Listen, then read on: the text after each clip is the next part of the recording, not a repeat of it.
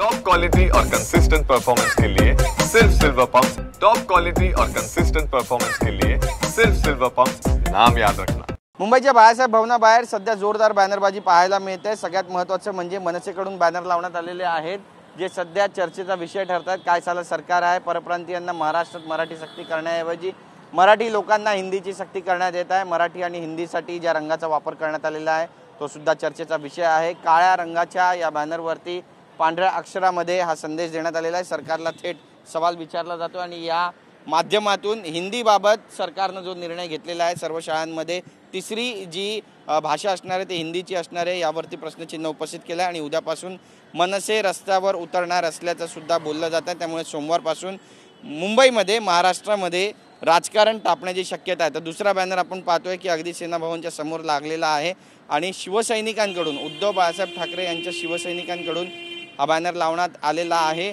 आणि पुन्हा येणार ठाकरे सरकार असा आशय या बॅनरवरती सध्या पाहायला मिळतोय।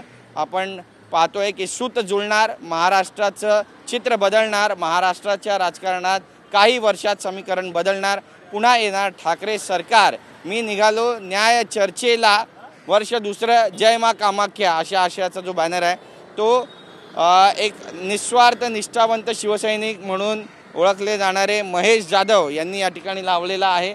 तर तिसरा जो बॅनर आहे तो सुद्धा इथेच अगदी शिवसेना भवनाच्या समोर लागलेला आहे आणि या बॅनरवरती नितेश राणे यांचा धर्मरक्षक म्हणून उल्लेख करण्यात आलेला आहे। मी माझा कॅमेरामॅन अमित शिगवणलाही सांगेल की ही दृश्य दाखवावी।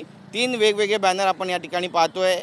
हिंदू धर्मरक्षक म्हणून नितेश राणे यांचे बॅनर सध्या या संपूर्ण परिसरात लागलेले आहेत आणि सध्या चर्चेला उधाण आलेलं आहे महाराष्ट्राचं राजकारण नेमकं कोणत्या दिशेला जाते, कारण 3 वेगवेगळ्या घटना आहेत, 3 वेगवेगळे दृष्टिकोन आहेत। एकीकडे नितेश राणेंचा वाढदिवस, दुसरीकडे मराठी भाषेविरोधात मराठी सक्तीच्या साठी आणि हिंदी भाषेच्या विरोधात मनसे मैदानात उतरली आहे। तर तिसरीकडे सरकार यावं, ठाकरेंचं सरकार यावं म्हणून कार्यकर्ते कामाख्याला निघालेले आहेत। कॅमेरा पर्सन अमित शिगवणचा गिरीश गायकवाड, TV9 मराठी, मुंबई।